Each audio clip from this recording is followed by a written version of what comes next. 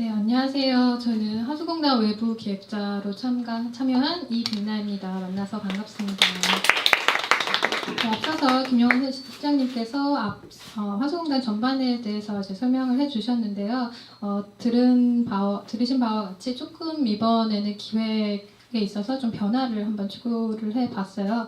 그래서 저번에 10월 2일 윤기섭 작가님 편에서 이제 다 같이 보셨듯이 기존에는 화수공단 안에서 한 작가와 그리고 미술계 안에 전문가 선생님들, 이를테면 이섭 평론가 선생님 혹은 저번에는 나우 사진 전문 갤러리 관장님이 같이 오셔서 윤기섭 작가 작업에 대한 어떤 조언이라든가 그 외에 어떤 작업을 보는 어떤 방식이라든가 현대적인 어떤 관점이라든가를 이야기를 해주셨는데요.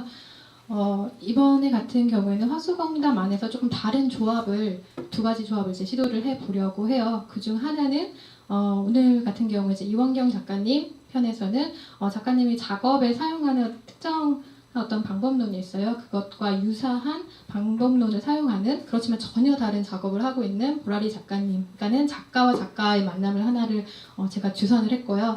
또 어떻게 보면은 미술과 약간 어떻게 보면 제가 전적으로 개인적이고 주관적인 생각에서 발현된 걸 수도 있겠지만 미술만큼 뭐라 그럴까요? 좀 폐쇄적인 예술 장르가 없다고 생각이 들어요. 그만큼 좀 여타의 영화라든가 문학, 공연 같은 경우에는 굉장히 접근할 수 있는 심리적 거리라든가 진입장벽이 상대적으로 좀 더 이제 낮다고 하면은 미술 같은 경우에 굉장히 전문적인 어떤 특정 담론이라든가 그런 지식, 현대 미술의 전반적인 이론 같은 걸 왠지 알고 있어야만 이 미술에 대해서 내가 좀 이제 감상이라는 걸 할 수 있다. 이런 식으로 생각되는 바가 너무 많고 기존의 현대 미술은 너무 어렵지라는 그런 어떤 일단 시도도 해보지 않은 그런 고정관념, 어떤 선입견 같은 것들이 작업 자체를 좀 향유할 수 있는데 굉장히 걸림막이 되는 것 같아요. 그래서 미술과 그리고 문학, 어떻게 보면 개인 서사에서 발족될 수 있는 그런 지점들을 갖고 이제 작업으로 한 분은 어떤 시각적인 요소로 다른 분은 이제 어떤 활자, 문자를 통해서 어떤 소설을 이렇게 구성을 하거나 그런 것들이 어떻게 보면 같이 교감하고 공감하고 또 같이 공명할 수 있는 지점이 충분히 있음에도 불구하고 만날 기회가 거의 없었던 것 같아요. 해서 그 조합 안에 미술이랑 문학 혹은 다른 회에서는 미술과 영화 이런 식으로 한번 이제 이렇게 매개를 해봤습니다. 해서 오늘 같은 경우에는 또 이원경 작가님이랑 또 이제 소설을 쓰고 계시는 이제 김성준 작가님과 이제 만남을 이제 좀 더 유심히 살펴보시면 될 것 같아요. 그래서 이렇게 좀 시도를 해보려고 하는 거는 다른 것보다 이제 미술 작품을 좀 형식적인 측면, 어떤 미학적인 거에서 이제 평가하고 인식하고 또 그런 걸 받아들이는 것보다는 정말 만남 그 자체로서 얼마큼 이제 예술을 통한 소통 가능성을 모색할 수 있을까에 대한 그런 고민을 이제 함께 나누고자 했던 겁니다. 네, 해서 이제 본격적으로 이원경 작가 편 화수공담 시작해 보도록 할게요. 네, 먼저 이제 작가와 이제 패널 분들 소개를 드리면서 또 그들이 이제 예술을 하는 어떤 방식이라기보다 어떻게 이제 예술을 시작하게 되었는지에 대한 간단한 정말 예술가로서의 자기 발화 어떻게 설명해야 될까요? 그때 그런 거를 좀 잠깐 짧게라도 들어보면서 본격적으로 들어가 보도록 할게요. 먼저 오늘 화수공담 이원경 작가님 편에 이원경 작가님이십니다. 네.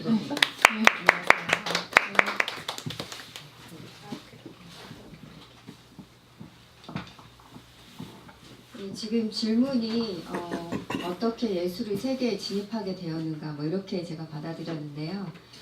사실은 처음에 일반 그 미대를 진학하는 학생들처럼 미대 입시를 준비를 했던 것이 아니고 만화가가 꿈이었어요. 그래서 빨리 만화계에 등단을 해서 작가로서 살아야 되겠다 이런 생각이 있었기 때문에 대학 진학을 염두에 두고 있지 않았었어요. 그러다가 이제 저희 언니가 그래도 대학을 한번 가보는 게 좋지 않겠느냐 그런 말을 하고 거기에 또 설득을 당해서 부랴부랴 이렇게 대학에 들어가게 됐어요.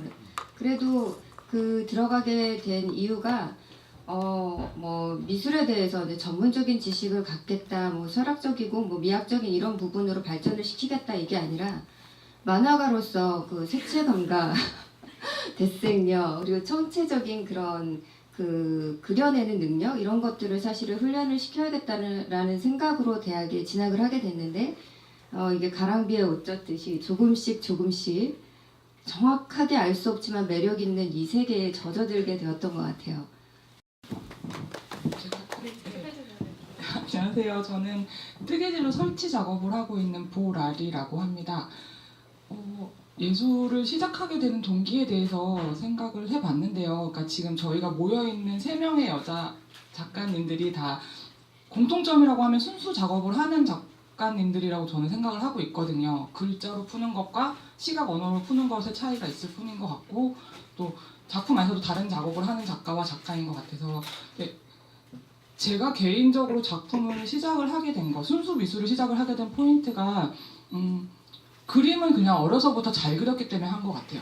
그래서 뭐 학교를 다녔고 근데 그런 것들에 지쳐 있을 때쯤에 그러니까 원래 제가 평면을 전공을 했었는데요. 설치라는 장르에 되게 매력이 이렇게 빠졌었고 그게 오히려 저한테 맞아서 그러니까 20살 중반이었던 것 같은데 한참 방황하는 시기잖아요. 뭘 해야 될지 모르고 그때 되게 저를 잡아준 게 이 작업이었고 그래서 지금도 계속 하고 있는 것 같아요. 네, 감사합니다. 예, 안녕하세요. 저는 소설 쓰는 김성중이라고 합니다. 저는 창작집을 2권 상제했고요. 사실 이 기획에 초대를 받았을 때 처음에 너무 망설였어요. 왜냐면 이제 미술의 문외한이고 그리고 가서 뭐 내가 할 수 있는 이야기가 있을까 했는데 저희가 이제 사전 모임을 2번 정도 가졌는데요. 너무나 대화가 흥미로웠고 재미있었습니다. 그리고 제가 생각했던 작업이 여러 가지로 또 공통점이 있어서 어떤 작업들은 이렇게 통역 비슷하게 그러니까 드로잉은 나한테 무엇 이런 식으로 이렇게 통역 같은 것을 살짝 거치면서 되게 흥미로운 대화를 나눴었고요. 저는 책은 굉장히 어릴 때부터 좋아했었는데 이른바 재능이라는 것, 예술을 한다는 면에서 재능이라는 게 나한테 있는가라는 확신이 너무 없고 뭐 글쓰기에서 상 받아본 적도 없고 이래서 문학을 전공은 했지만 상당히 늦게 사회생활 다 하고 방황하고 이제 30살 넘어서 다시 글쓰기를 시작해서 34세에 등단을 했어요. 그래서 작업을 상당히 늦게 시작을 했는데 늦게 시작한 만큼 그 첫 창작집을 묶을 때까지 계속 공부해 나가면서 실패해 나가면서 글쓰기를 배우고 있고요. 지금은 장편을 쓰고 있는데 지금은 장편이라는 것을 배워가는 과정입니다. 그래서 작가라는 것이 이렇게 만들어져서 그러니까 데뷔를 한다고 작가가 출발을 하는 게 아니라 계속 무언가 배워가고 실패하고 또 이렇게 만나서 교류하고 이러면서 만들어지는 것 같아서 열심히 공부 중입니다. 그리고 너무 불러주셔서 감사합니다. 네, 이렇게 3분과 같이 오늘 이원경 작가 편에 대해서 약간 직조 그 사이의 공간 좀 넓게 잡아봤는데요. 아까 보라리 작가님이 이야기해 주셨듯 2 미술인들은 이제 시각 이미지를 가져다 이제 뜨개질을 하는 거고 어떻게 보면 앞선 이제 발표해 주셨던 김성중 소설가 작가님께서는 이제 활자로 문자로 이제 그런 어떤 배치라든가 어떤 공정이라든가 그런 걸 통해서 직조를 하고 계시는 거잖아요. 그래서 그런 작업에 대한 이야기를 이제 지금부터 들어보도록 할게요. 그럼 이제 이원경 작가님 작업에 대해서 먼저 좀 이야기를 한번 부탁드릴게요.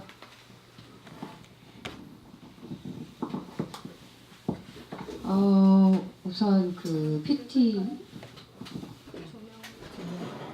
끄는 게 아니요 그냥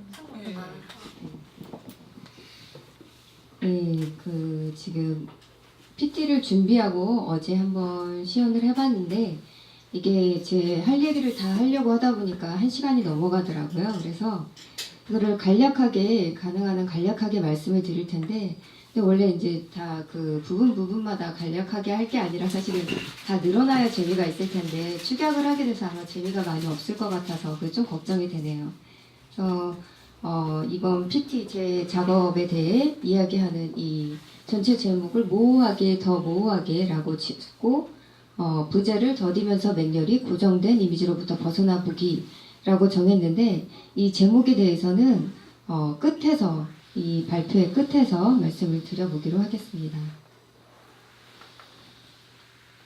목차는 뭐 이런 식으로 진행이 되는데 넘어가도록 할게요. 그게 말씀하십시오. 예.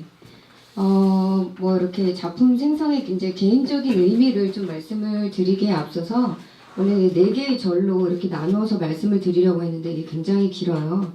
그래서 이제 좀 간략하게 말씀을 드릴게요. 제가 태어나고 자라온 가정과 그리고 사회 경험을 하면서 이게 다름이라는 의미를 사회적으로 틀림으로 인식하고 잘못되고 고쳐져야 되는 것이라고 치부하는 경우를 많이 보게 됐어요. 근데 그 경험들 속에서 제 자신이 다름으로 치부되는 그런 존재의 위치에 있을 때 이렇게 살짝 가볍게 받았던 어떤 상처, 아픔 이런 것들이 있었는데 이런 것들이 좀 기억에 오래 남았었고 또 한편 역으로 제가 순수한 제 자신이 아니라 어떤 사회적 타자가 돼서 그 다름의 특성을 가진 존재에게 반대로 이렇게 상처를 주게 되는 그런 장면들이 제 기억 속에 있어요. 그래서 이제 그런 것들이 쭉 오래오래 마음에 이제 남아 있었는데 되게 미안한 마음으로 이렇게 남아 있었는데 이거를 제 작품 안에서 식물을 드러냄으로써 그 미안한 마음을 표현을 하게 됐어요. 근데 이 식물이 사실은 어머니의 화초로부터 출발을 하게 돼요. 저희 집에 화분이 한 400개 정도 됐고 어렸을 때 그러니까 마당에 있는 꽃나무까지 합하면 뭐 헤아릴 수가 없었죠. 근데 이제 제가 아버지하고는 사이가 많이 안 좋고 그랬던 반면에 어머니하고 사이가 굉장히 좋았어요. 서로 공감하는 부분도 많고 어머니가 이제 되게 그 언니들에 비해 나이가 어렸던 저에게 뭐 잘 알아듣는지 못 알아듣는지 모르겠지만 아무튼 말을 하기 편한 존재였던 것 같아요. 그래서 서로 공감하는 부분이 많았었는데 이렇게 공감을 잘하는 어머니가 화초를 되게 정성 들여서 정말 자식처럼 이렇게 키우셨어요. 근데 그걸 보면서 제가 감정이입을 좀 심하게 했던 것 같아요. 그러니까 그 화초 자체가 식물이 어머니와 사랑을 나눠 갖는 존재처럼 저한테 다가왔었던 것 같아요. 그래서 이 대상을 이 화초를 막 함부로 꺾기도 하고 화분을 엎어놓기도 하고 그러니까 엎어서 떨어뜨리기도 하고 그러니까 망가뜨리는 거죠. 그렇게 좀 막대했던 게 지금 되게 후회가 되는데 이 생각을 해보니까 강아지나 고양이 이런 것들은 밉다고 해서 다리를 꺾어버린다거나 이러는 게 불가능하잖아요. 그게 왜 그러냐 하면은 이 개나 고양이는 동물이면서 생명이라는 의식이 누구에게나 이렇게 딱 있는데 화초에 대해서 제가 이게 식물이지만 생명이라는 의식이 되게 옅었던 거예요. 그런 의식을 제대로 갖고 있지 못했었기 때문에 어머니가 이렇게 아끼시던 화초를 망치고 했던 이런 것들이 그 이전에 제가 상처를 줬던 그런 미안한 대상들하고 이제 연결이 되면서 자연스럽게 식물이 제 작품의 소재로 이렇게 스며들게 됐어요. 그리고 이제 세상을 살아가면서 모든 이렇게 다르거나 대립되는 위치에 있는 그런 존재들 사이에 가해지는 차등적인 인식이 있는데 이런 것들을 조금 완화할 수 있었으면 좋겠다 이런 생각들이 있었고 그리고 또 서로 이렇게 달라도 함께 하거나 공존할 수 있었으면 좋겠다 그게 불가능한 것일까? 이런 생각들을 좀 하게 됐어요. 그리고 그들 사이에 정말 다른 점이 있다면 서로가 서로를 인식하고 좀 이해하기 위해서 껍질이나 뭐 그 상대방의 껍질, 옷, 피부 이런 것들을 서로 입어봄으로써 그 위치가 되어보고 서로 이해할 수 있는 그런 기회를 가져보는 건 어떨까 그런 생각이 내내 저한테 있었고 그런 생각을 하면서 이런 식물 이미지가 들어오고 하면서 작업을 처음으로 시작을 하게 되었던 것 같습니다. 이제 제가 한 15년 정도 작품 활동을 해오고 있는데요. 한 4단계 정도로 이제 단계를 거치게 됐어요. 변화를 거치게 됐는데 처음에 제가 작업을 할 때 기본적으로 이제 계속되는 형식이 그러니까 서로 양가적인 성질의 이미지를 한 몸통으로 표현해내는 그런 작업의 형태를 계속 유지를 하고 있어요. 그래서 이제 첫 단계가 이제 애니멀이라는 제목으로 이제 시리즈물이 있는데 식물에 그 동물적인 털을 입혀서 그려서 입히듯이 그려서 넣어가지고 그 양가성을 드러내는데 그거를 한 몸체로 표현을 했어요. 네, 보여드릴게요. 뭐 이런 서양란 작업들이 있었고요. 네, 되게 커서 이게 지금 이렇게 보면은 좀 장식적으로 보이긴 하는데 이게 실제 작업이 백호 작업이에요. 실제로 보면 좀 약간 무서운데 여기서는 좀 예뻐 보이네요. 뭐 이런 작업들도 있었고 그러다가 이제 우연한 기회에 알루미늄 와이어라는 그런 철사를 접하게 되면서 네 번째 단계에 돌입하게 됐어요. 니팅 와이어라는 제목으로 처음에 이렇게 시작을 하게 됐는데 가면서 점점 제목이 조금씩 달라지게 돼요. 근데 이게 어떻게 처음 이 알루미늄 와이어를 사용하게 됐냐면 제 친구가 결혼을 뭐 용용 안 할 것 같은 친구가 결혼을 한다길래 뭘 만들어 주려고 선물을 그러려고 좀 가지고 놀다 보니까 이 재료를 이 선물을 하면 내가 이걸 작업을 안 할 것 같고 선물을 안 하면 작업을 계속 할 수 있겠다 이런 생각이 들더라고요. 왠지 모르겠어요. 그래가지고 그 친구한테 다른 걸 선물을 하고 이걸 제 작업으로 삼기로 했는데 원래 알루미늄 와이어는 금속은 아니에요. 비금속이지만 또 성질 자체도 일반 금속보다는 유연하긴 하지만 원래 가지고 있는 이미지는 단단한 금속의 이미지를 가지고 있었어요. 그래서 이거를 형태화할 때 어떤 반대적인 이미지를 집어넣을까 했을 때 부드럽고 포근하고 뭐 말랑말랑한 그런 느낌의 뜨개질 기법이 어울릴 거라는 생각이 했어요. 역설적으로 만나는 게 그게 되게 자연스러울 거라고 생각을 해서 뜨개질 기법으로 엮기 시작했는데 이렇게 엮여질 그 인공물이 무엇과 만나면 또 자연스러울까? 소재는 무엇을 선택을 할까? 이런 생각을 했을 때 이것이 인공물이기 때문에 자연물과 만나는 것이 또 자연스럽겠다. 약간 그 조롱복 이미지의 이런 작업이 있었고 그러다가 뭔가 또 강력한 다른 소재를 원하고 있었는데 그때 다시 떠오른 게 식충식물이었어요. 이거는 거의 식충식물의 이미지를 거의 크기 그대로 제작한 작업이고 그걸 확대한 모습이에요. 그러다가 이제 본격적으로 식충식물로 넘어가는데 이 니팅 와이어 연작에서는 한 그 특징을 세 가지로 나눠볼 수 있는 게 식충식물 시리즈 그리고 뿌리 이미지 시리즈 그리고 그 새싹 이미지 시리즈 이렇게 세 가지로 나누어 볼 수가 있어요. 우선 식충식물 시리즈는 이렇게 대작으로 한 5m가 넘는 이런 대작으로 작업을 해보기도 했고요. 그리고 끈끈이 주걱은 이 촉수 하나하나를 낱개로 제작을 했어요. 이런 게 다 하나하나 다 낱개라서 이걸 하나하나 일일이 이런 모양으로도 만들 수 있고 설치를 할 때마다 매번 달라지게 설치를 할 수 있기 때문에 언제나 설치할 때마다 모양이 달라져요. 이런 식으로 이렇게 그 소재를 삼게 되었냐면 식물이라는 것을 처음에 딱 떠올릴 때 뿌리는 땅 속에 있기 때문에 시각적으로 잘 드러나지 않게 돼요. 되게 줄기, 나뭇잎, 꽃밭이 이런 것들이 떠오르게 되죠. 그리고 그 파나 양파에 붙어있는 이런 실뿌리 같은 것들은 그냥 잘라내서 그냥 버려지게 되죠. 그러니까 실제로 뿌리라는 건 몸체를 지탱하고 양분을 흡수해서 존재를 이어가게 만듦에도 불구하고 드러나는 면모와 그 역할이라는 것에 대해서 가치가 동등하게 받아들여지고 뭐라 그래야 돼? 아무튼 그게 제대로 이렇게 공정한 느낌은 아니었어요. 그래서 그게 뿌리 이미지를 지금도 많이 작업을 하고 있고 이런 식으로 진행을 하게 되었습니다.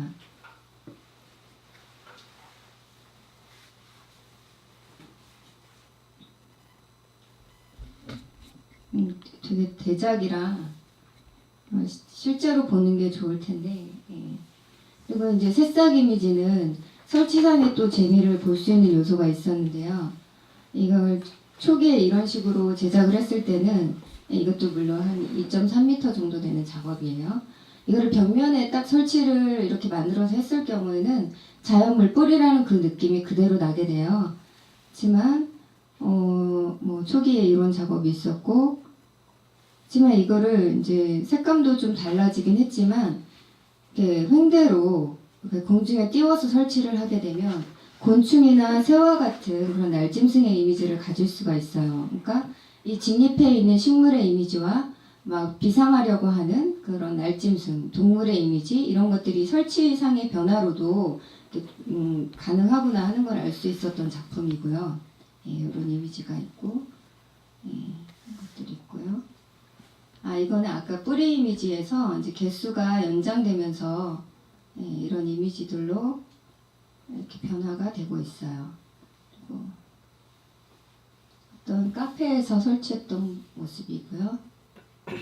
예, 제가 지금 설치하고 있는 모습을 카메라로 찍어서 지금 화질은 별로 안 좋은데 뭐 이런 식으로 예, 보여드리고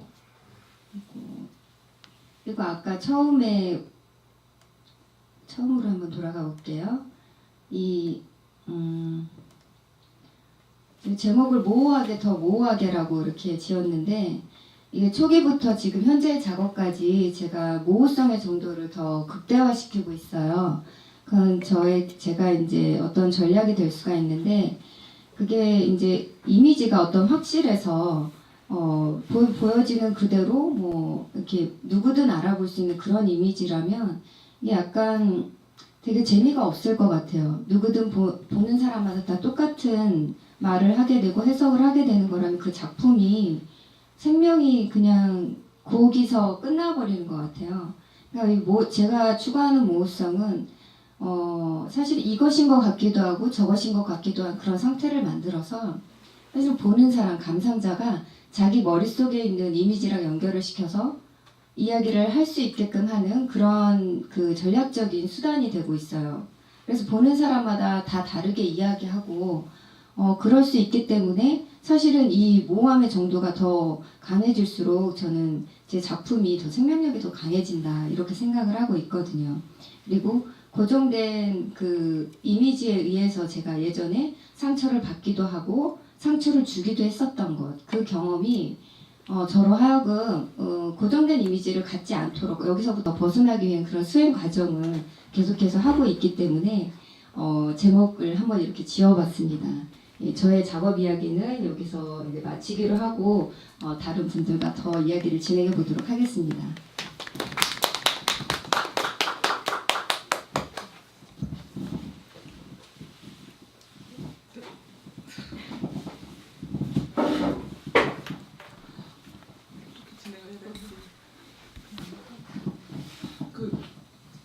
소감을 말씀을 드려야 될 것 같은데 소감이라고 하기엔 되게 모호하긴 한데 저는 처음에 뵀을 때 설치 이미지만을 봤었거든요. 그 전에 드로잉이나 평면의 이미지를 못 보다가 그 내용이 연결이 돼서 들어오니까 그게 되게 더 이해가 잘 된 것 같아요. 저도 되게 생각하는 것 중에 하나가 작가가 작품 하나로 자기를 다 표현할 수 없다고 생각을 하거든요. 물론 작품 하나에 많은 이야기를 담을 수 있지만 그게 다 작가는 아니라고 생각을 해요. 그래서 뭐 여타의 모든 예술이 그렇다고 생각을 하는데 네, 저 좀 약간 놀래서 지금 설치 작품을 참 많이 봤거든요.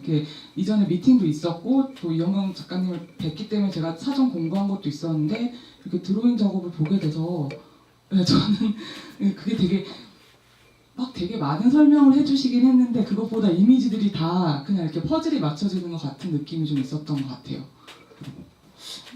저는 그 작품을 어떻게 감상하는지 잘 모르는 일반인 입장에서는 어떠냐면요.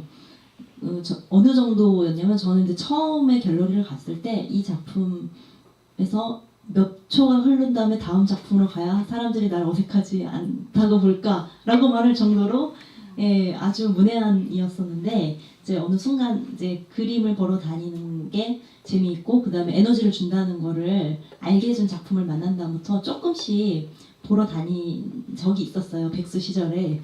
그런데 이제 제가 그 평면 작품들을 보다가 설치하시는 두 여자분을 만나게 돼서 그 처음에 평면에서 어떻게 설치로 넘어가셨는지를 여쭤봤었는데 그 부분이 되게 흥미로웠던 게 제가 이렇게 그냥 리얼리즘 쪽에 그러니까 사실적인 소설을 쓰다가 처음으로 환상 장치를 넣어서 소설을 썼을 때 느꼈던 해방감이랑 상당히 흡사한 면들이 있었어요. 정서적으로. 그래서 지금 이영경 선생님이 쭉 보여주신 작업들이 그 마치 뭐 미드의 시즌처럼 시즌 1에서 이렇게 갈수록 그 어떤 내러티브를 가지고 쭉 그 긴 세월 동안 갔었는데 어느 순간에 이 털들을 이제 털들에서 와이어로 가고 이러는 과정이 되게 재미있었는데요. 그러다가 아예 공간에다가 이걸 띄워버리는 것. 근데 제가 그 사실적인 소설에서 인물들을 마음껏 다 못 움직였던 것. 왜냐하면 사실의 법칙에 구애를 받으니까.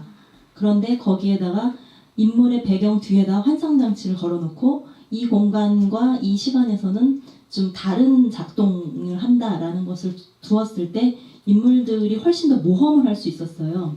그래서 저는 그 모험이 재미있어서 사건을 또 만들고 이렇게 몇 편의 그 단편을 써봤었는데 그런 거와 비슷하더라고요. 그래서 어떻게 도대체 설치 같은 거는 이제 모티브를 어떻게 얻어서 어떻게 출발하시냐 여쭤봤더니 공간을 보면 이미지가 퐁퐁퐁 위로 올라와서 위에서 이렇게 연결이 된다고 하시더라고요. 그래서 저 같은 사람이 듣기에는 굉장히 흥미로운 부분이죠. 그냥 이렇게 텅 빈 그 하얀 공간을 봤을 때 뭐가 이렇게 솟아서 그 위에서 다시 배열을 한다는 것이 굉장히 흥미롭게 들렸었는데 또 비슷하기도 해서 되게 재미있었던 기억입니다. 그리고 그 선생님 그 작품을 봤을 때는 그 상반되는 것, 그 두 분이 약간 공통적으로 그러시더라고요. 양가적인 것을 가지고서 말하려는 것이 그 양가성의 통합이 아니라 그것이 부딪힘으로써 제3의 것으로 그냥 마치 허공에 띄우는 것처럼 그 평면이 일어서는 것처럼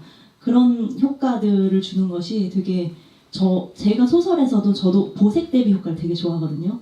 그러니까 인물들이 좀 이건 좀 슬픈 사랑 얘기 같으면 좀 더 담담하게 뭐 아주 드라이하게 쓴다든지, 그러니까 감정적일 것 같으면 아주 드라이한 문체를 쓴다든지, 아니면 너무 좀 이렇게 붕붕 뜨는 얘기 같으면 조금 다른 톤을 쓴다든지 이런 식으로.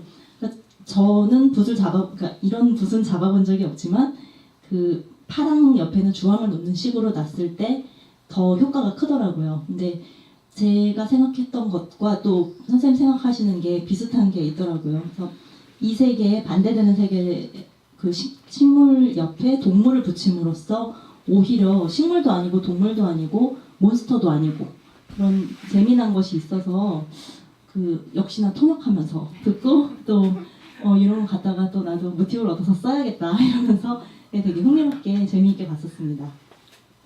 그리고 실상 앞에서 이제 원경 작가님 같은 경우에도 평면에서 이제 말 그대로 공중에다, 그러니까 3차원으로 넘어가는 그 과정이 있었잖아요. 근데 이제 보라리 작가님도 사전 미팅 중에 그런 이야기를 해주셨어요. 그래서 그것이 어떻게 보면 굳이 어떤 특정한 자기 개인 발화나 서사에서 비롯한 건 아니지만 어떤 그런 미적인 측면에서 혹은 자기가 그런 시지각을 다루는 그런 지점에서 밖으로 말 그대로 그 평면을 뚫고 나가는 그 지점이 분명히 있었다는 얘기를 해줬거든요. 그러니까 이제부터 이제 보라리 작가님 작품 보면서 직접 그 작업에 대한 이야기를 직접 들어보도록 할게요. 밖에 배경화면 깔려있나요? 저는 간략하게 최근 작품 위주로 설명을 드릴게요. 근데 마지막 거부터 먼저 할게요. 일단 저는 평면을 전공을 했었고요. 평면을 작업을 했었는데 이 작업할 때는 선을 많이 그었는데요. 이게 어떤 큰 의미가 있었다기보다 그냥 흐르는 시간들을 다 잡아보고 싶었어요. 나는 이렇게 소중한 시간을 나의 젊음을 어디선가 보내고 있는데 그 시간들이 이렇게 담배 연기처럼 사라지는 걸 잡고 싶었어요. 그래서 레코드에 이렇게 레코딩을 하듯이 선을 다 이렇게 그려서 나는 이만큼의 시간을 보냈다. 막 이런 얘기를 되게 강요를 하고 싶었어요. 항상 작품 하나 할 때마다 누군가를 기다리면서 쓰는데 여자분들 되게 많이 동감하실 거예요. 이렇게 전화 한 3시간 기다리는 게 3년 같거든요. 그런 느낌들을 담고 싶었어요. 그래서 이런 식의 그냥 되게 반복되는 선들이 뭐 자동 기법 저 이런 거 잘 모르겠어요. 그냥 그었어요. 그게 되게 저의 무료한 시간들을 잡아주는 역할을 했었고요.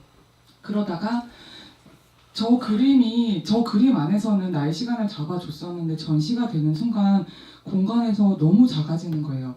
나의 뭐랄까요, 되게 어마어마했던 시간들이 화면 안에 갇혀버리더라고요. 저는 제가 원한 게 이게 아니었는데 이걸 바라보는 사람들이 저 선에 먹히기를 바랬거든요. 근데 그렇지가 않고 그냥 화면에 갇혀 있더라고요.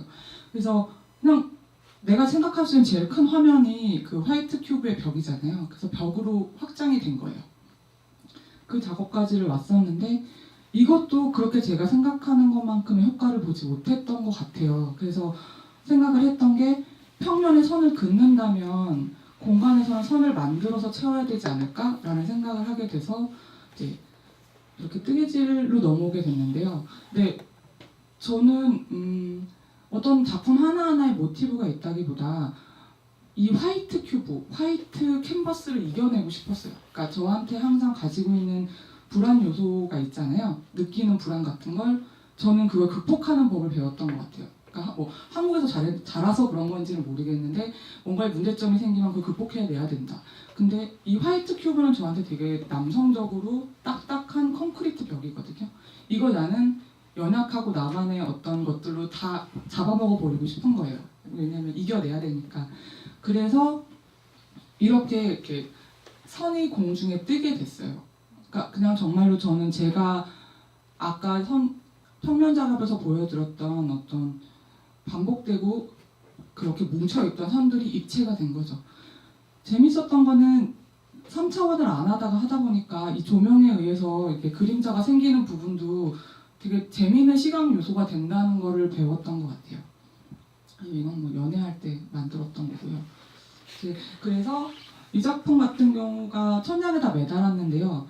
공간에 다 비우고 저게 높이가 6m가 넘는 건데요. 그냥 공간을 다 비우고 그림자로 채워봤어요. 그러니까 화면을 이겨내는 방법이 여러 가지가 있는데 거기에 미친 듯이 그림을 그리는 것도 있겠지만 비워내는 것도 방법이겠구나. 나는 만들었으니까 저 뜨개질을 만드는 게 되게 3차원적인 그 형태예요. 한 코 한 코가 점이면 그게 모여서 선이 되고 그게 모여서 이렇게 헝클어지면서 3차원적인 드로잉이 되잖아요. 그래서 이런 식으로 사다리 같은 이미지도 넣었던 건 올라갈 수 없는 사다리의 연약함을 보여주고 싶었어요. 근데 정말 무지하게 길게 올라갈 수 있는. 그래서 이제 이거는 비슷하게 넘어갈게요. 제가 그 얘기를 했었거든요. 저는 공간에서 어떤 작품의 모티브를, 그러니까 원경 선생님이 보여주는 거는 딱 정확하게 어떤 식물이 있고 거기에 선생님의 생각이 담겨 있고 한데 저는 되게 반대로 그 공간에 가서 스케치를 하는 편이에요. 그러니까 미리 제가 쓰이는 요소들의 선들을 다 만들어놔요. 뭐 두꺼운 선, 얇은 선, 긴 선, 짧은 선, 뭐 등등등. 그래서 크레파스를 만드는 것처럼 만들어 놓고 공간이 섭외가 잡히면 그 공간에 가서 스케치를 하거나 어떤 공간의 어떤 구조적인 면을 보고 계속 바꿔서 이렇게 붙여요. 이거 같은 경우는 정사각형의 공간이었기 때문에 저렇게 선들이 그 안을 저렇게 메운다든지, 이거는 약간 긴 공간이었는데 긴 공간이니까 저렇게 길게 가고, 또 이거 같은 경우는 바닷가 근처였는데요. 그 바다 파도들이 저렇게 뾰족하게 올라오면 어떨까? 뭐 이런 느낌으로 되게 직관적으로 공간을 인식을 하고 거기서 넘어가는 것 같아요. 이렇게 그냥 제가 원래 처음에 이거는 건물을 다 목도리로 둘러보고 싶었는데 건물이 생각보다 되게 크더라고요. 그래서 설치를 이렇게 해봤고요. 근데 이것도 되게 저 그림자가 주는 리드미컬한 게 어떻게 보면 작업에서 보여주는 것보다도 색깔 톤도 그렇고 되게 재미있게 왔던 것 같아요.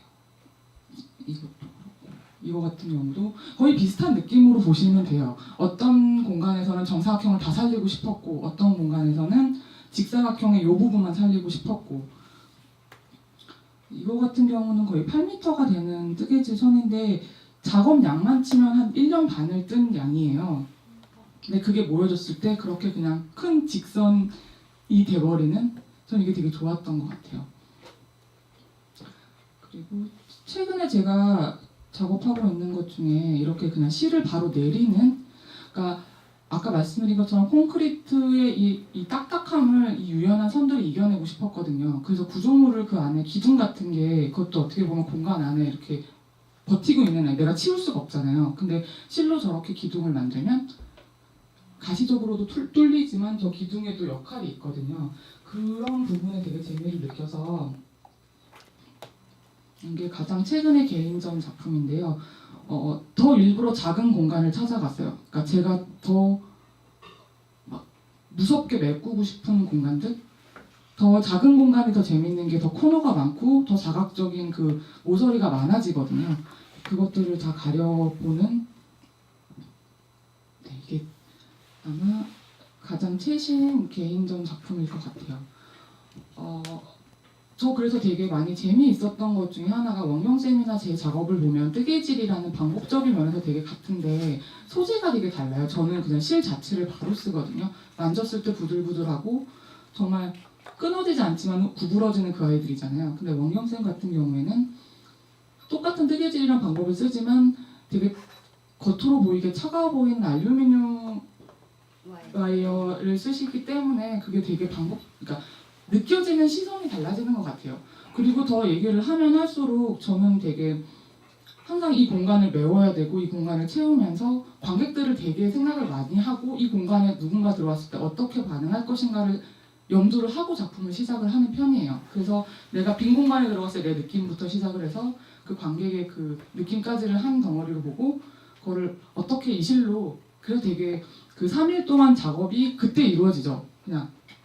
근데 원경생 같은 경우에는 되게 내러티브도 많으시고 그 이야기들이 다 서로 얽혀 있으면서 형태를 그 안에서 만들어 가시는 게 저한테는 되게 새로웠던 것 같아요. 저도 그 지난번에 뵀을 때보다 더 많이 와닿는 것 같아요. 그때는 뭔가 되게 조금 아직도 내가 피상적으로 느꼈거든요. 잘 이해하지 못하고 있다 이런 느낌이었는데 이게 그 사각형, 평면 그리고 그 큐브에 대한 어떤 부담감을 지니고 계셨는데 이게 처음에 이제 뜨개질 작업으로 이렇게 곡선이 들어가다가 나중에 이제 그 직선이 들어가면서 그 모서리나 이런 그 날카로운 부분들을 메워 들어가기 시작하셨잖아요. 그러면서 이게 저분은 저런 식으로 자기를 치유하고 있구나 이런 생각을 하게 됐어요.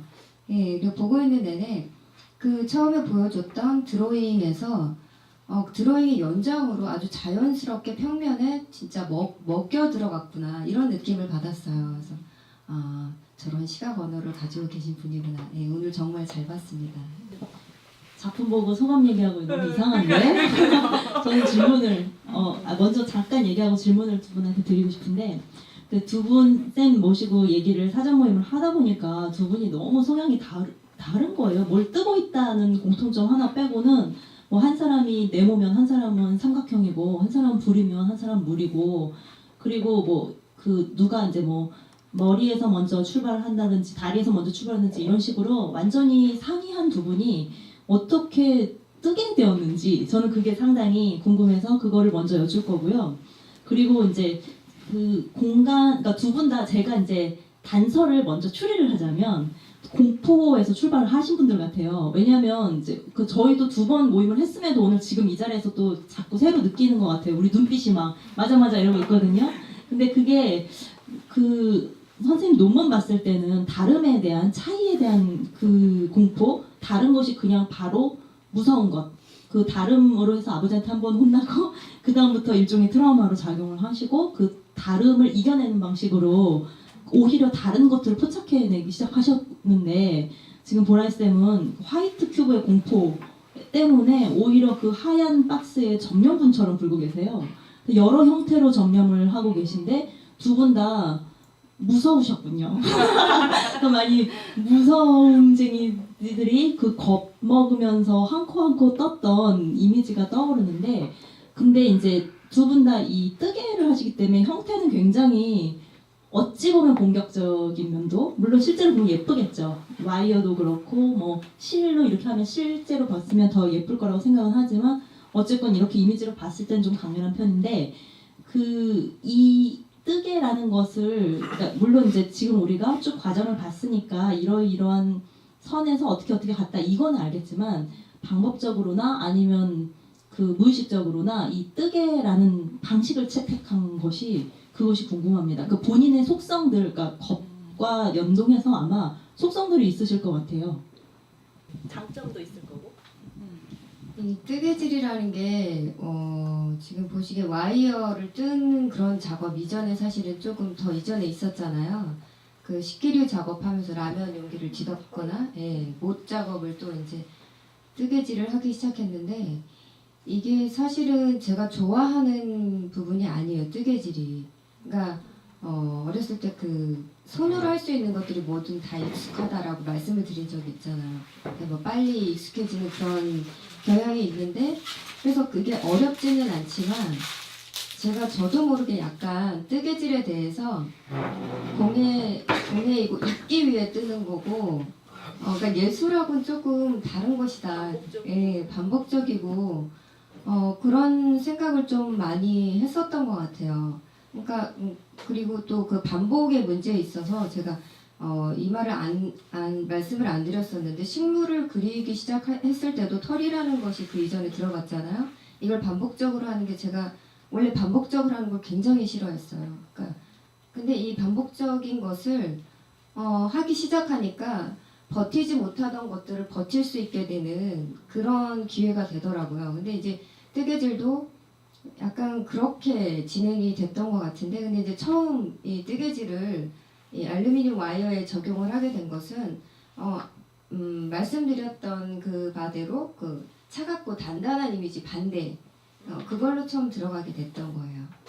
그러면서 이 반복이라는 것을 이겨나가는 그런 장치이기도 했고 네, 수혜 네, 그렇습니다. 전 뜨개질을 정말 어렸을 때부터 많이 했어요. 그러니까 모든 사람들한테 제가 옷을 한 벌씩 입혀주고 목도리, 장갑, 뭐 시리즈별로 다 했던 것 같아요. 그래서 가장 친숙한 재료이기도 하고요. 근데 그럼에도 불구하고 뭔가를 만들 때는요, 옷을 할 때는 재단이 있고 그 모양을 맞춰서 만들어야 되거든요. 근데 제가 하는 작업은 그냥 되는 대로 굵은 선, 작은 선을 만들어 가는 거죠. 그리고 나중에 그걸 조합을 한단 말이에요. 그게 너무 매력이 있었어요. 그리고 뜨개질이라는 게 아까도 말씀드렸다시피 뭐 1,000원, 2,000원, 3,000원이 모여서 넣을 때는 그런 면도 있지만 반복적으로 저의 시간을 잡아줘요. 그러니까 저는 그 아까 공포를 말씀하시고 막 치유를 말씀하셔서 저 되게 뜨끔하긴 했는데 그런 단어를 쓰는 건 별로 거부감이 좀 있어요. 치유? 공포? 예, 그건 잘 모르겠는데 그러니까 저의 많은 생각들을 어차피 다 글로 담아낼 수 없고 내가 표현할 수 없다는 거를 그냥 알겠더라고요. 그렇다면 그 흘러가는 시간들을 잡아내는데 가장 좋은 방법이 또 뜨개질이 되더라고요. 리코딩처럼 또 그것들을 하면서 반복적으로 하기 때문에 시간이 점점 빨리 가고 내가 보낸 시간만큼 남겨진 실들이 눈에 보이기 때문에 그게 만족도가 있거든요. 네, 예. 근데 그 부분들이 다 모여서 다시 이 공간 안에서 다른 형태를 만들어낼 때 되게 이게 다 내 머릿속에서 나온 것 같고 내 손에서 나온 것 같은 그런 쾌감이 있어요. 그 질서 있는 그러니까 뜨개라는 작업은 질서 있는 작업이잖아요. 그러니까 질서를 계속 만들어서 모듈처럼 작은 모듈처럼 만들어서 그걸로 공간을 바꿔버리니까 그 질서로 무질서를 만드는 것 같아서 그 공통점이 있고 두 분이 되게 여성스러우세요. 그러니까 찬찬하시더라고요. 그러니까 그 기질적인 속성도 분명히 작용을 하셨을 것 같아요. 아무래도 자기하고 익숙한 그렇게 가지 않았을까 뭐 그런 대답을 유도해봤지만 다른 대답이 예, 나왔네요. 도라리 작가님 그리고 이원경 작가님이 자기에서 이제 작업이 어떤 식으로 출발하는지에 대해서 이제 이야기를 들었는데요. 실상 현대미술에서는 이제 저도 마찬가지지만 제 3자라고 하는 관객들이 지금 이 현 시대에 비추어서 저 작업을 어떤 식으로 보면 될까라는 질문을 많이 하게 돼요. 어떻게 보면 이것도 너무 이제 흔하게 찾게 되는 그런 현대성이라든가 그런 뭐 말 그대로 시의성, 왜 이 작업이 지금 이 시대에 어떤 부분에 있어서 내가 봐야 할까라는 것을 이제 스스로도 혹은 그 외에 어떤 전문가 선생님에게도 혹은 작가에게도 이제 묻게 되는 그런 지점이 있죠. 그러니까는 뭐 앞서서 어떤 화이트 큐브에 대한 공포라는 게 정말 한 번도 작가를 만나지 못했었던 저로서는 작업을 보면서 어떤 지금 우리 뭐 시스템 안에서 작가라는 되게 나약한 존재가 좀 그 작업을 통해서 생존하고 그걸 통해서 자기 스스로가 진화하는 하나로 방편이라고도 이제 이렇게 멀리 미루어 짐작할 수 있는 부분도 있을 거고요.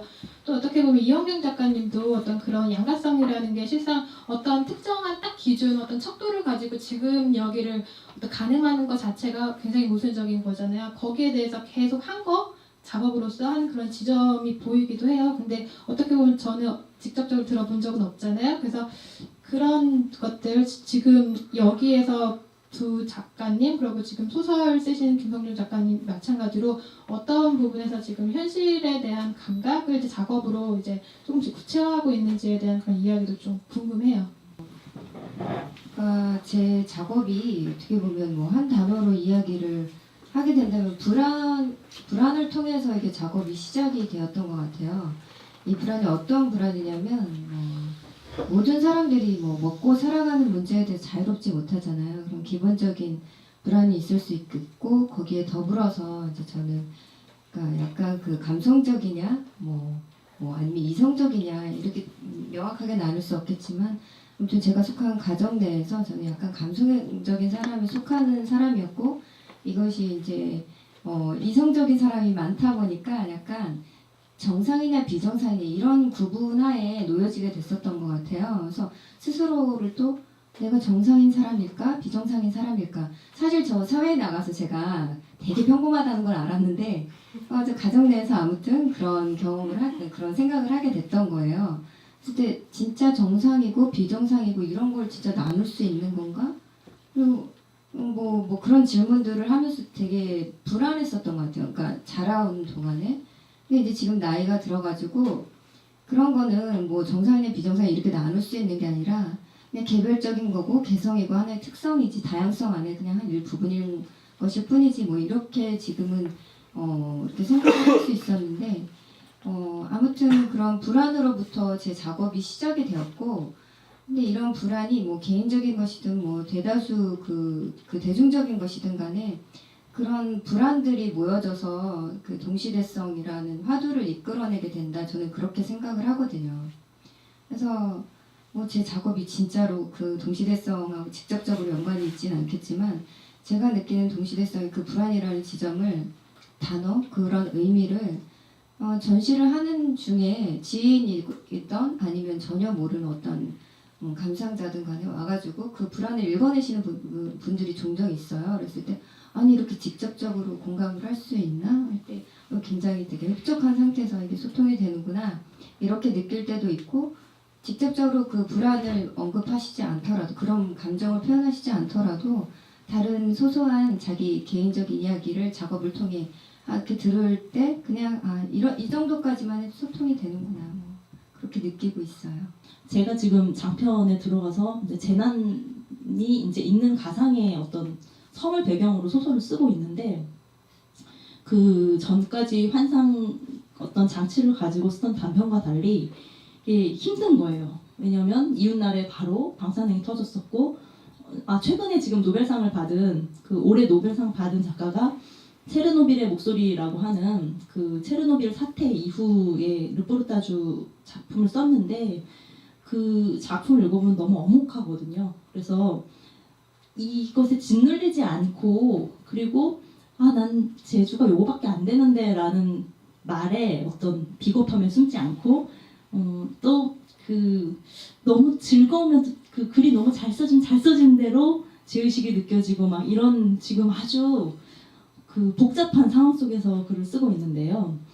그러면서 이것을 내가 소재로서 지금 어떻게 하고 있는가 뭐 이런 생각도 해보고요. 그런데 확실한 거는 저는 이제 문학을 하고 있기 때문에 글의 그 원리대로 인물이 생생하고 사건이 설득력이 있고 그렇게 내가 그 인물이 되어서 전진하는 수밖에 없더라고요. 그게 제일 정직한 방법이고 지금까지 써왔던 방법과 다르지 않는 방법이어서 그 방법을 좀 더 올곧게 하는 식으로 아마 작업을 동시대성을 그렇게 받아안게 되지 않을까 싶습니다. 그러니까 사실 작업 방식이 달라지는 것은 아니고 다만 이 호흡을 어떻게 가지고 가느냐를 계속 고민하는 시기 될 것 같습니다. 그런 면에서 좀 두세 개를 작가님 세 분 다 두세 개를 살고 계신 것 같아요. 말 그대로 지금 앞서 김성준 작가가 얘기해 주신 그 폐하로서의 지금 현재의 삶과 그리고 그거를 이제 한쪽 팔로는 끼고 다른 쪽 팔로는 또 이제 내가 또 새로 구축해내가는 어떤 그게 뭐 현실에 대한 어떤 욕망으로서의 것이라든가 꿈으로서의 것이라든가 꿈이라든가 아니면 그것을 극복하는 하나의 기제로서든가 그게 뭐 말 그대로 리얼리즘이 됐든 환상적인 그런 요소가 됐든 그 두 세계를 말 그대로 발을 다 담고 그거를 계속 이렇게 끌고 나가는 그런 상황인 거잖아요. 그 어떻게 보면 저같이 그런 일반인의 삶과는 좀 다른 식으로 되게 고달픈 여정인 것 같은데 그런 게 직접적으로 작업이랑 어떻게 또 관계가 있는지도 좀 궁금해요. 아까 뭐 불안에 대해서 잠깐 얘기를 했었잖아요. 그 전반적으로 그게 큰 그 어려서부터 그 이야기를 그냥 담고 있었기 때문에 이거를 다 풀어내지도 못했고, 네, 저도 아직 그 성장을 덜 했다는 그런 생각이 들고 있어요. 그래서 직접적으로 제 작업에 이게 아직은 들어와 있지 않아요. 예, 솔직하게 말씀을 드리자면 너무 버겁고 힘들어요. 제 자신으로서는. 그래서 그거를 뭐 등한시한다거나 밀어놓는 그런 상태는 아니죠. 매스컴에서 또 이렇게 들려오고 이런 것들을 계속 듣고는 있지만 아직까지 제 작업 안에서 이거를 잘 짜내고 풀어내고 이렇게 하고 있지는 못하고 있어요. 네. 저는 양발로 두 개를 끌고 가고 있다는 거에 되게 동의를 못 하겠는 게, 그러니까 이런 어떤 사건들이요 저한테 다 흡수가 되고 있겠죠. 근데 그런 거 있잖아요. 댐이 뚫리면 거길 막죠. 그래서 물이 차다 보면 위로 넘치지 않을까요? 그러니까 저도 그 느낌인 것 같아요. 지금 구멍이 난 곳들이에서 계속 그거를 땜빵질을 하고는 있어요. 그러니까 모든 사람들이 저는 그렇다고 느끼고 있거든요. 한국 사람들이 땜빵질을 하고 있는데 그게 어떤 방식으로 어떻게 넘치게 될지는 제 작업적인 면에서 저도 모르는 거고 아마 한국 사람들 모든 사람들이 모르고 있지 않을까. 그러니까 더 크게 동시대 사람들이 다 모르고 있지 않을까 싶어요. 그래서 그 두 개를 담그고 끌고 가는 느낌이랑 좀 다른 것 같아요. 그 동시대성은 반시대성이다라는 니체였나 누군가의 말이 있었는데 그 가장 그 시대 반시대적으로 사는 사람이 그러니까 그 시대라는 어떤 시대도 하나의 조류처럼 그렇게 있다고 했을 때 가장 반대처럼 사는 사람의 시간이 지났을 때 가장 그 시대를 대표하는 작품을 남기기도 하는 것을 문학에서는 아주 많이 봐왔는데요.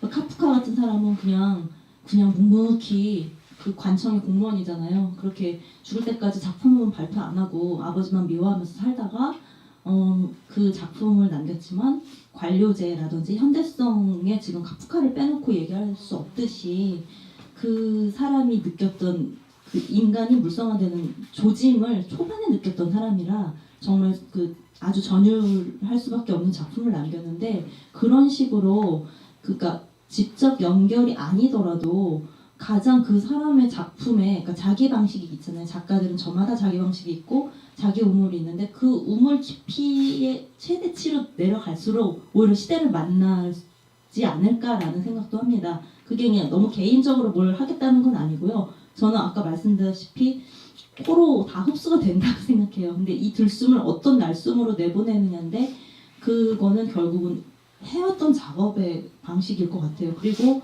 그게 빨리 올 수는 없을 것 같아서 아마 대답들이 이런 것 같습니다. 어떻게 보면은 뭐 문학도 마찬가지일 것 같고 미술도 그렇고 항상 외부에서는 좀 새로운 거에 대한 더 이상 새로울 게 없음에도 불구하고 새로움에 대한 계속적인 그런 요청이 있잖아요. 도라리 작가님은 어려서부터 그게 말 그대로 피부와 그러니까 일부 조직처럼 몸의 조직처럼 그렇게 꾸준히 했었던 거에서 뭐 새로움을 요구한다고 전혀 다른 거를 할 수는 없는 부분이잖아요. 그 새로움의 맥락에서 자기 작업을 한다는 게 또 어떤 의미일지도 어떤 고민을 또 하는 건지도 좀 듣고 싶어요. 네. 새로운 되게 어려운 단어긴 한데 넥스트를 요구하는 네네 그 단어라는 게 저한테 들어오면 다른 뜻으로 받아들여지게 되는데요. 저는 새로움이라는 게 막 새로운 작업을 한다는 느낌보다 제가 지금 30대 중반의 작가로서 60살, 70살까지 작업을 할 수 있었으면 좋겠어요. 그 안에 새로운 작업을 해야겠죠. 그게 내가 앞으로 10년을 이끌어 나가주는 힘이 될 거라고 생각을 해요. 그래서 그 새로움이 뜨개질이 아닌 것이 되던 평면이 되던 어떤 다른 형태 사진을 찍을 수도 있고요. 제가 누드로 퍼포먼스를 할 수도 있지 않겠어요? 근데 그거는 어떻게 될지는 저도 모르겠어요. 근데 한 가지 확실한 건 그 새로움이라는 게 어떤 정말 뉴가 아니라 나를 밀어줄 수 있는 힘으로 작용하게 저는 하고 싶어요. 그게 저한테는 새로움인 것 같아요. 저는 그 새로움이라는 게 우리가 다 알다시피 어떤 형식적인 새로움이 더 이상 이렇게 튀어나온다거나 이런 거보다는 같은 형식을 보여주는 같은 이미지이더라도 이거를 작가 개인이 독특하게 자기 시각으로 바라보고 그걸 시각 언어화하면 그게 새로움일 거라고 생각을 해요. 똑같이 생각하지 않고 나의 느낌, 나의 예민한 이런 감각들을 그런 시각들을 조금씩 더 집어넣으려는 시도? 그러면 결국에는 정말 개별적이고 독특하고 새로운 이런 것들이 나오지 않을까. 그게 쌓이면 말씀하셨다시피 60살, 70살이 되었을 때 나의 그 역사를 보여줄 수가 있잖아요. 나는 이런 문제를 이런 식으로 이렇게 돌아서 이렇게 생각을 하게 됐어라는 거. 근데 그게 내가 걸어온 발자취가 똑같지 않을 거라는 말이죠. 남들하고 다를 거라고 생각을 해요.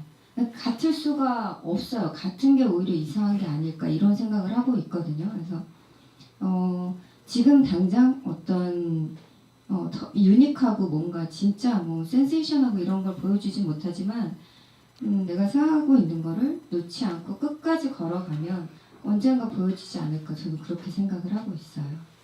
그 언젠가를 기다릴 수 있는 사람이 대중은 아니고 또 어떻게 보면은 작가의 반대편에 있는 그런 전문가 혹은 그런 좀 비평을 하는 분들의 입장이랑 좀 약간 갭이 있는 것 같아요. 그러니까 당연히 사람인데 우리가 계속 지속적으로 변화가 있죠. 나이를 먹으면서 혹은 다른 식의 삶을 추구하면서 혹은 흡수하면서 근데 그게 어떤 표면적으로 부분적이겠지만 직접적으로 표면에 나타나지 않는 그 차이라는 것을 마냥 기다릴 수 있는 시대는 또 아닌 거고 그런 부분에선 되게 저는 고민 그런 것들을 하게 돼요. 분명 항상 언제나 작가들한테 넥스트를 기다리고 항상 그 작업이야. 근데 솔직히 그게 아닌 걸 알에도 불구하고 시쳇말로 40전에 그런 어떤 자기의 좀 대표 작업 그런 것들이 없으면 사장되는 그런 이야기들, 어떻게 보면 브라리 작가님이 그런 화이트 큐브에 대한 공포, 어떤 모서리에 대한 그런 집착 그런 것들이 어떻게 보면 저는 현실적으로 되게 직접적으로 와닿는 부분이 있거든요. 그래서 브라리 작가님 개인전 어떤 그 리플렛에서도 한 본 적이 있던 게 내가 이 작업을 계속 해야 될까? 어떻게 보면 굉장히 연속적이고 지속적이고 또 변화라는 게 말 그대로 공간의 그런 물리적인 어떤 그런 거에 같이 흡착되지 않으면은 작가로서의 그런 고민이라는 게 굉장히 공간에 따라 축소돼 보일 수도 있고 좀 더 확대돼서 이 작업이 오늘 전시회에서 굉장히 아까 말씀하신 대로 먹히는 그런 작업이 될 수도 있고 그러면서 그 넥스트라는 게 막연하게 너무 나이브하게만 그렇게 받아들일 수 있는 지점은 정말 아닌 것 같아요. 네. 새로움이라는 게 그러면 작가들의 새로움은 지금 말씀하셨잖아요. 그럼 빛나 선생님 생각하는 새로움은 어떤 거죠? 실상 이 시대를 흡수하는 그런 작가의 마인드, 태도 이런 부분이거든요. 아까 김성룡 소설가도 이야기를 해주셨지만 지속적으로 날씨 기후 변동 그런 말 그대로 생존에 대한 그 위협이 너무나 일상화됐기 때문에 표피적으로 느끼는 바가 거의 무뎌지는 상황에서 실상 현 시대에 그냥 막 잡아서 네오르게 매주 이렇게 게재되는 새로운 전시만 봐도 그런 거에 대한 꼭 직접적일 필요는 없지만 거기에 대해서 예민하게 반응하는 작업을 찾기는 쉽지 않은 것 같아요. 그래서 저는 그 부분에 대해서 좀 더 고민 그런 것들에 대한 좀 사유 감각이 나와야 되지 않을까라는 그런 생각을 좀 막연하게 대답을 드릴 수 있을 것 같아요. 제가 지금 화이트 큐브에 대한 공포라고 얘기했잖아요. 근데 그거는 즐기는 것 같은데 개인적으로 그 화이트 큐브로 왜냐면 거기다 실이라는 게 있을 수 있겠죠. 근데 공포가 아니라 그 화이트 큐브를 즐기는 것 같다는 생각이 들어요. 그리고 그것을 가리기 위해서 큐브를 가리기 위해서 어떠한 설치로 인위적으로 가리고 그래서 내가 보기엔 큐브의 공포가 아니라 큐브를 즐긴다. 약간 그건 핑계다라는 생각이 드는데 거기에 대해서 어떻게 생각하세요? 제 질문에 대해서? 핑계일 수 있는 것 같아요. 근데 저는 그 생각은 하고 있어요. 그러니까 아까 초반에 저희가 양가적이라는 얘기를 했는데 제가 되게 저속적인 얘기를 말씀을 드리자면 저속하다는 말 같죠? 예, 남자를 정말 좋아하는 여자는 남자 얘기를 못해요. 그러니까 내가 공포라고 드러내서 말을 할 수 있을 때는 즐기기 때문에 혹은 극복했기 때문인 것 같아요. 저는 그런 생각을 되게 많이 하는 편이거든요. 그래서 이게 말이 앞뒤가 다 되는. 그러니까 그때 저희 사전 미팅할 때 김선우 선생님이 저한테 되게 규칙적이다 그랬나? 뭐 그런 성향이 되게 강하다. 예, 그렇게 말씀을 하시는데 제가 또 이런 사석에서는 되게 왈가닥처럼 막 걸걸한 그런 게 있거든요. 근데 저는 그렇게 생각해요. 제가 규칙을 염두하고 항상 느끼기 때문에 그 반하는 모습을 보여드릴 수 있는 거라고 생각을 해요. 그러니까 불안을 느끼기 때문에 그거를 즐길 수 있는 것 같아요. 만약에 공간을 아무 느낌 없이 봤다면 즐기지도 못하고 불안도 안 느끼지 않을까. 제 생각은 그래요.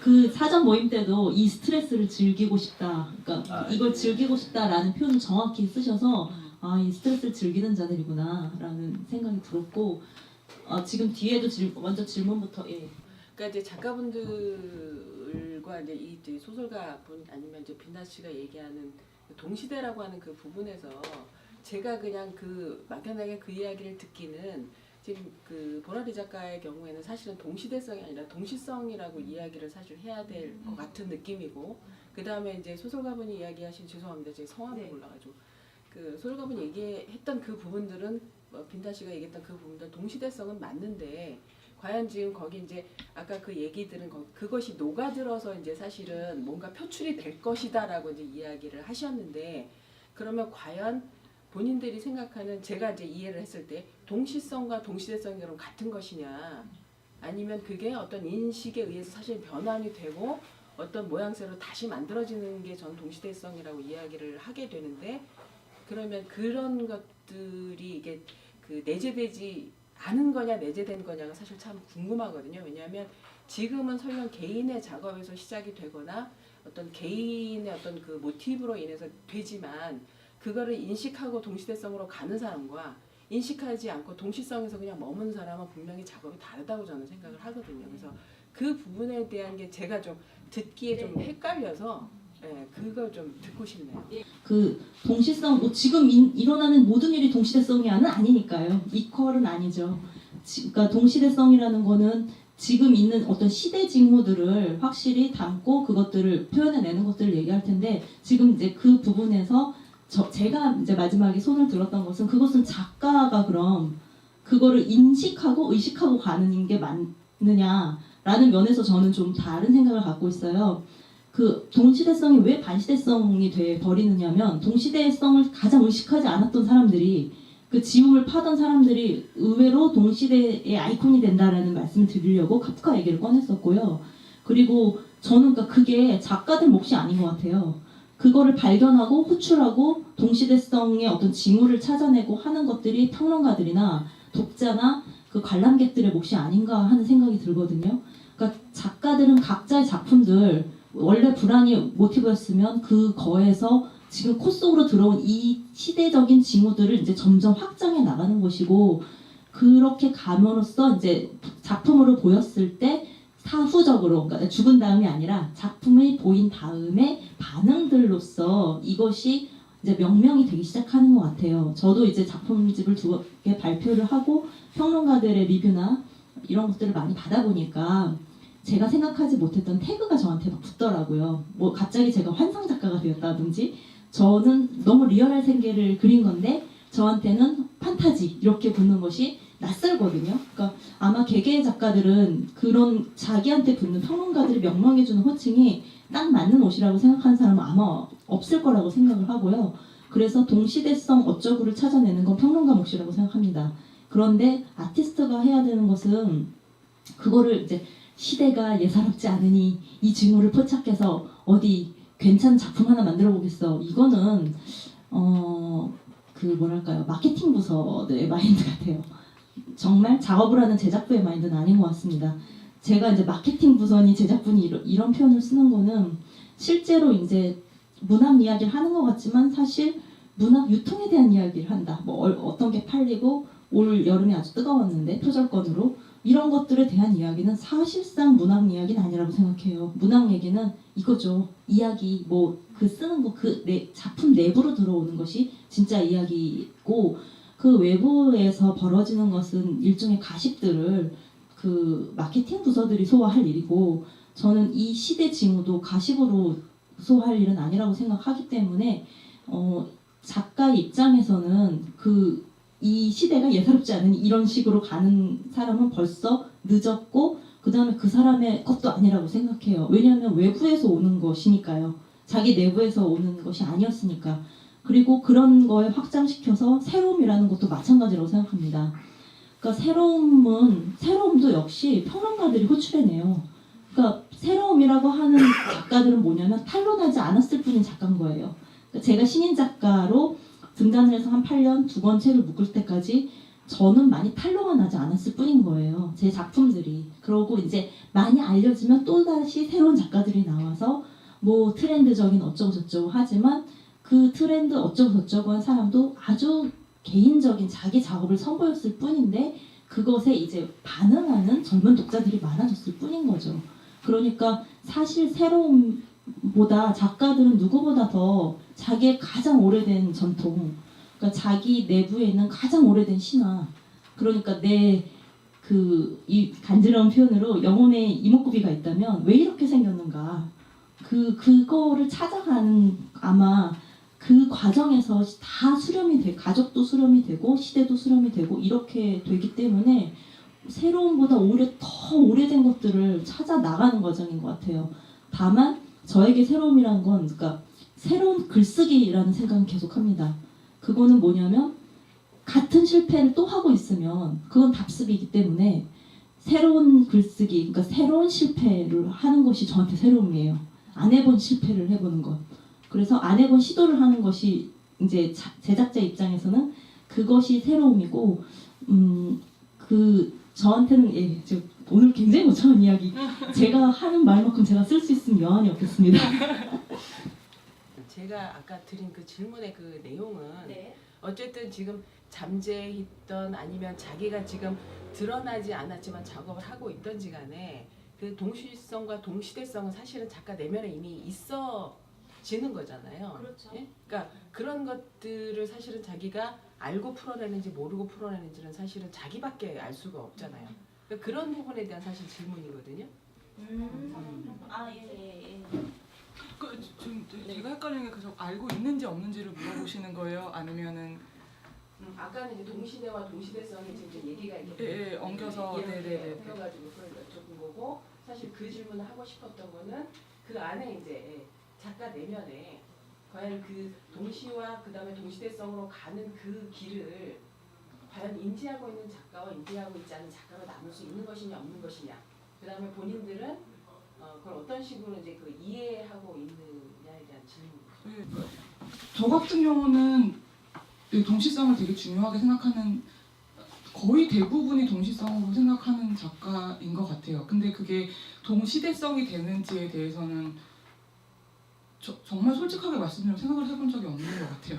예, 근데 동시대성이라는 질문을 하시기 때문에 제가 체화해서 말을 할 수 있는 건 동시성이었던 것 같습니다. 저는 이 주제가 너무너무 어려워요. 혼자 집에서 작업하고 있는 순간에 한 번도 생각해보지 않았어요. 동시대성에 대해서. 그냥 제 아픔만 찾아봤고 그걸 가지고 계속 이야기를 이끌어왔는데, 그러니까 그렇다고 사회에 대해서 무심하냐, 그건 아니에요. 그건 아닌데 이 질문은 조금 위압적인 것 같아요. 안 하고 있다고 해서 생각하지 않는 건 아닌데 작품으로 당장 나오지 않는다고 퇴근할 일은 아닌 것 같아요. 예, 저는 이 정도로 말씀드릴게요. 저는 그냥 그 편하게 들려요. 저는 그 위압적으로 안 들립니다. 왜냐면 저는 계속 고민하고 있거든요. 이 두 분은 시각을 하시는 분이니까, 그러니까 언어화되는 걸 너무 극도로 싫어하기 때문에 왜냐면 이제 그것에 대응하는 색깔과 이미지까지 생각하시는 분들이라 그러실 거고, 저는 개념적으로 접근하기 때문에 그 질문 편하게 받아들이고 말씀을 드리자면, 일단 저는 이 문학의 세계, 제 작품의 세계에서 그 정체성을 강하게 느낀 독자예요. 그러니까 작가이기도 하지만 독자로서 아까 그 전반부에 말씀드린 건 독자로서 예민하게 감지되는 부분이에요. 지금 굉장한 작품이 나올 거라는 걸. 그거는 왜냐면 제가 그동안 쭉 읽어왔던 세계문학의 고전들이 얘기를 해주고 있기 때문에 지금의 이 시대의 대표작들이 제1세계에서 나오는 게 아니라 뭐 제3세계나 이주 노동자들의 작품이나 이런 데서 의외로 터져 나올 거다라는 예측까지도 막 해봐요. 독자로서는. 그리고 작가로서는 어떠냐면, 그러니까 그거를 동시성과 동시대성을 두 개 다 감지하고 가는 작가와 동시성만 감지하고 가는 작가와 동시대성만 감지하는 작가를 기계적으로 다 나눠본다고 했을 때 요는 작품이 깡패다라는 말씀 드리고 싶습니다. 그러니까 결과적으로 그냥 동시만 느끼고 동시대는 아무 관심도 없었던 사람이 대표적인 작품을 남기기도 하고요. 그 반대 두 개를 다 굉장히 의식하고 했던 사람도 작품을 남기기도 하고, 그리고 최악이 그건 것 같아요. 동시대성만 생각해갖고 작품을, 그 동시대성에 딱 맞는 작품을 제작하겠다라는 작품은 사실 실제로 많이 사후에 남지는 않습니다. 왜냐하면 작품보다 다른 욕심이 앞섰기 때문이죠. 그러니까 작품으로서 욕심이 아니라 어떤 시대적인 것에 뭔가 부응을 해보겠다는 욕심이 선행이 되었기 때문에 실제로 70년대 참여문학이 엄청나게 발표가 되었지만 거기에서 살아남은 작품이 그렇게 많지는 않아요. 또 90년대 뭐 포스트 모더니즘이니 난리가 났었지만 실제로도 또 몇 작품밖에 살아남지 않았고, 결과적으로 살아남는 작품들은 그 작품 자체의 힘인 것 같아요. 그래서 다 필요 없고 잘된 작품, 못된 작품 그러니까 그 정말 무식하게는 작품이 깡패다라는 말씀을 드리고, 또 하나는 저는 솔직히 지금 저는 이 질문 저한테 진지하게 받아들여서 사적으로라도 말씀을 드릴 수 있는 게, 저는 의식을 합니다. 솔직히. 근데 의식을 함에도 불구하고 이렇게밖에 작업을 하지 못하겠어요. 이게 가장 정직하고 제 소설을 잘 쓸 수 있는 방법이라, 제가 아주 빨리 쌍용에 대해서 쌍용 사태가 나자마자 소설을 구상했었는데 결국 못 썼어요. 언저리만 가도 눈물이 나서 못 하겠더라고요. 근데 그러니까 제가 지금 재난 소설을 시작한 한참 후고 폭력에 대한 것에 대한 걸 쓰겠다는 생각을 한 지 정말 오랜 시간이 흐른 다음이었고요. 그 사이에 소재는 직접적인 소재들은 이제 다 바뀌었고요. 그리고 그러니까 그렇게 인지를 하고 뭐 꼭 동시대성이 이건 아니라도 그냥 누구라도 써줬으면 하는 마음이 왜 독자로서 없겠어요. 근데 누구가 바로 전데 작가인데 작가조차도 겁을 내고 있으니 누가 쓰느냐 그럼, 이런 생각이 들음에도 불구하고 붓이 안 나가는데 어떡하겠습니까? 그 작품을 잘 못 쓸 것 같으면 더 못하겠고, 솔직한 마음이 그래요. 미학적이지 않을 것 같으면 아예 뛰어들지도 못하겠고, 너무 미학적일까 봐도 두렵고요. 그런 모든 두려움을 가지고 결국 제가 할 수 있는 것은 제가 계속 배워오던 방식, 그러니까 제가 쓰던 글쓰기 방식, 그 방식대로 가는 것이 가장 정직하다라는 말씀을 드리는 거죠. 좀 긴 부연 설명인데, 뭐 인지를 하든 인지를 안 하든 결국 자기 작품에 가장 몰입도가 높은 작가가 이런 평론가나 독자나 관람객이 보기에 가장 농도가 높은 시대성을 담고 있는 작품이 나올 것 같습니다. 라는 건 그냥 저의 의견. 얼마 전이라기보다 최근 한 2, 3년 사이에 가장 어떤 핵심적인 화두의 단어가 잉여였어요. 그래서 영화 쪽에서도 그렇고 미술판 안에서도 그렇고 그거를 어떤 소재 혹은 자기 작업의 어떤 재질이라든가 그런 어떤 직접적인 이미지를 가져다가 작업화하는 것들이 굉장히 많이 있었는데, 물론 아까 질문 나온 거에서 비춰보자면 동시대성 그리고 동시성의 가장 어떻게 집약적으로 나타나는 게 그런 잉여적인 발언인 거죠. 근데 사실상 저는 이제 결론부터 말씀드리면 그 대다수의 물론 좋은 작업도 있었겠지만 대다수의 작업사 상당히 실망적인 태도를 갖고 있어요. 왜냐하면 그 잉여라는 그런 어떤 트렌드, 이게 요새 좀 먹히네 라는 거에 대해서 너무 직접적으로 다가서고 접근하는 것 때문에 잉여에 대한 어떤 현실에 대한 그런 저항이나 뭐 어떤 발언에 대한 그런 직접적인 작업의 요소가 드러나는 게 아니라 하나의 트렌드를 만들어서 도식적인 잉여의 이미지를 계속 재생하고 반복하다 보니까 실상 잉여의 그 핵심적인 이야기는 다 뭐라 그러죠? 날아가 버리는 거예요. 그러니까 그런 면에서 보면은 아까 방금 전에 이제 김성중 쌤이 이야기를 해줬던 그런 직접적인 시의성에 즉각적으로 반응하는 것 자체가 어떤 작업의 질, 퀄리티를 결정할 수 있는 요인이 결코 아니라는 거죠. 그러니까 우리가 쉽게 얘기하면 현실에서 그 좌우가 있잖아요. 근데 보통 얘기하는 지금 말씀하시는 거 우리가 이 시대에 안고 있는 고민을 같이 고민하고 그것을 작품화 표현하고 그런 식의 말씀을 쭉 하시는 것 같아요. 보면 세월호의 사건에 있어 비극적인 거라든가 뭐 소위 말해서 뭐 국정교과서를 만든다는 그런 거에 대한 거. 근데 그거는 입장 차이가 있는 거라고 저는 보거든요. 그것을 반대하는 사람도 있지만 그것을 또 세월호 자체에 대한 참사를 뭐 너희들이 잘못한 거니까라고 굉장히 우습게 보는 사람도 있다 그러는 거죠. 그러니까 그거 다 모든 게 이게 동시대성인데 그것이 옳고 그름은 판단하는 사람에 따라 다 차이가 있는 건데 그래서 그것이 우리가 어떤 아픔을 같이 고민하고 이것을 작품에 반영하는 것이 동시대성이다라고 하는 거는 좀 무리가 있다. 그 슬프잖아요. 큰 고통이 근데- 있었고 아프다는 거에 대한 이야기죠. 슬픔을 안 보는 일부도 있어요.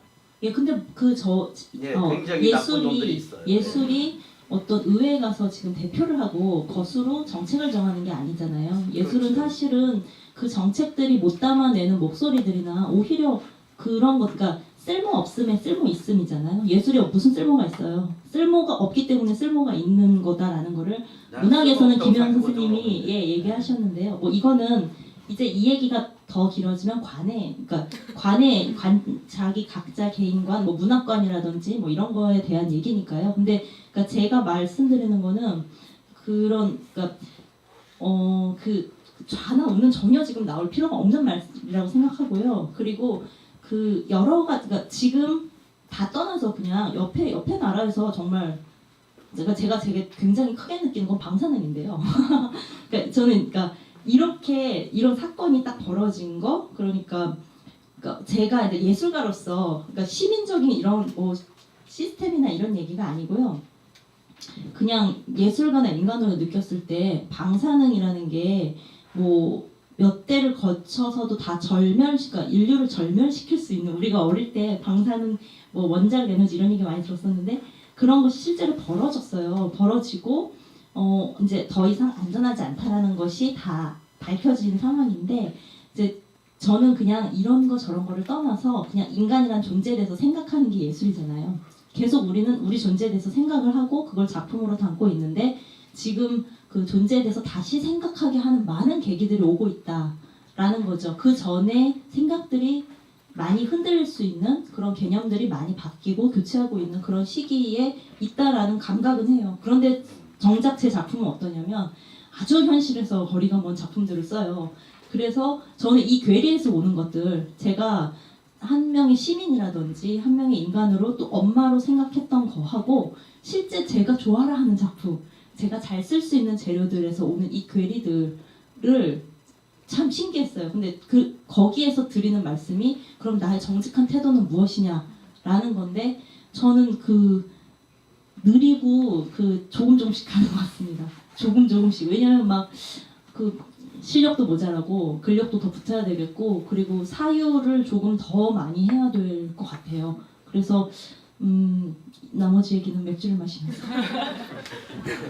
지금까지 작품을 두고 이제 세 작가님들과 같이 이제 이야기를 나눠봤는데요.